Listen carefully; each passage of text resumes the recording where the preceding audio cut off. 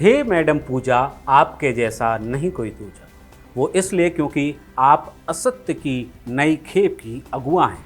हमें तो समझ नहीं आता कि ये देश आपका एहसान किस तरह चुकाएगा। इसलिए आज खबरों की तह तक समर्पित है आपके इस खास हुनर को।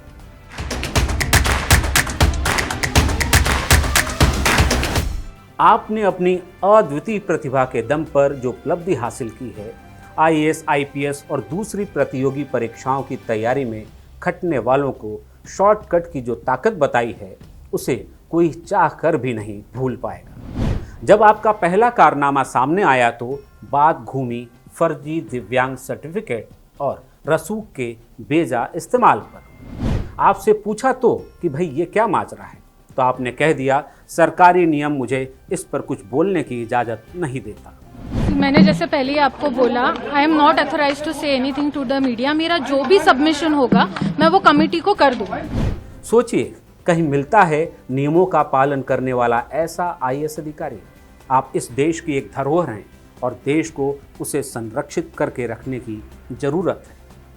आईएएस के ही 3 अक्षरों से मिलकर बनता है एएसआई। तो एएसआई वालों, कुछ काम पर लगो।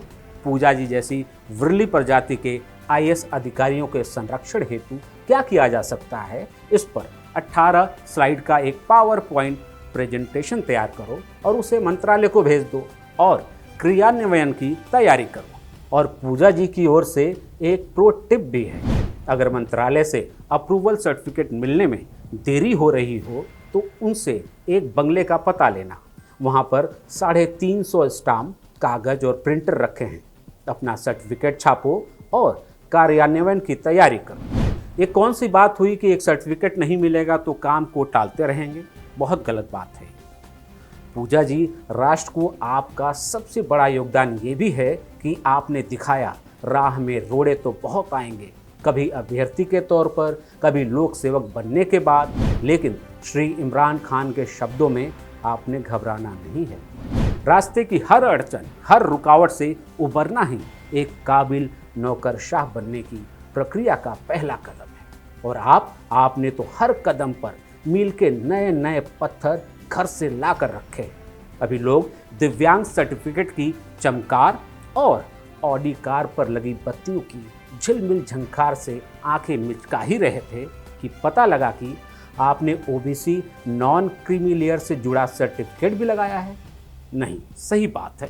40 करोड़ की संपत्ति भी कोई संपत्ति हुई भला? इतने में तो बस 17 लाख की ही घड़ी आ पाई। जो लोग आपकी इस घड़ी पर सवाल उठा रहे थे और इसकी कीमत को लेकर उंगली दांतों तक ले जाने की मेहनत कर रहे थे, उन्हें समय ने स्वयं सबक दे दिया। जब उन्हें पता लगा कि एक विशेष शादी में एक विशेष उद्योगपति ने एक विशेष ब्रांड की घड़ियां बारातियों में बांट दी और हर घड़ी 2 करोड़ की है। ये समय का न्याय है, ये काव्यात्मक न्याय है। फिर पता लगा कि आपने लोकोमोटर डिसएबिलिटी सर्टिफिकेट के लिए भी पुणे के एक अस्पताल में आवेदन किया था।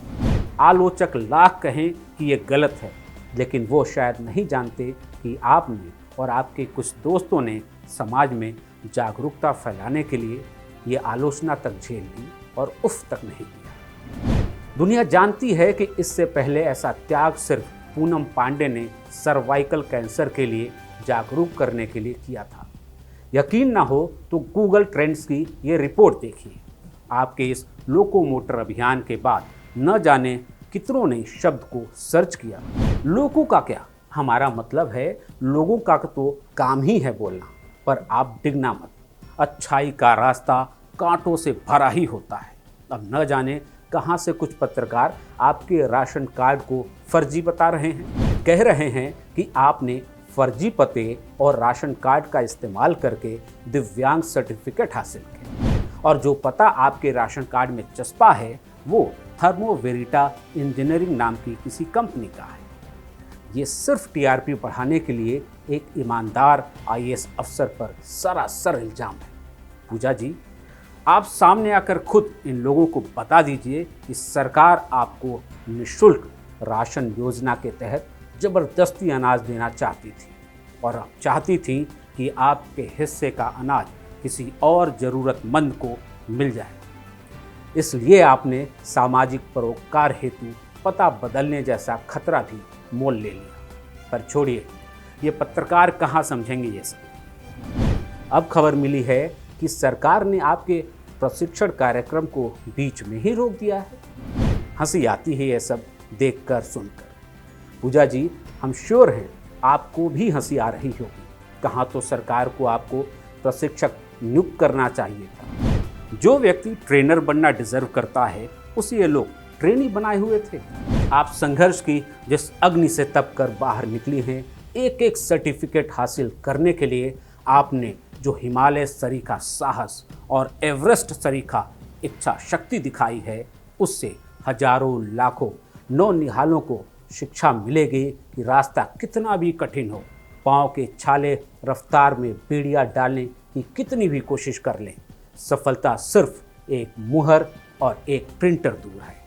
तो स्वप्न देखिए और उन स्वप्नों में खुद को लाल नीली बत्तियों से सजी ऑडी में दफ्तर जाते देखिए और आलीशान चैम्बर में बैठकर रील बनाते देखिए। और अंत में हे मुखर्जी नगर के बालक बालिकाओं, पुरानी हिंदी पिक्चर की तर्ज पर कह दो जमाने से, अगर पूजा दीदी का सम्मान करना गुनाह है तो हाँ, मैं गुनहगार हूँ। इस वीडियो को लाइक और शेयर करिए और ऐसे वीडियोस के लिए हमारे चैनल को सब्सक्राइब जरूर करिए।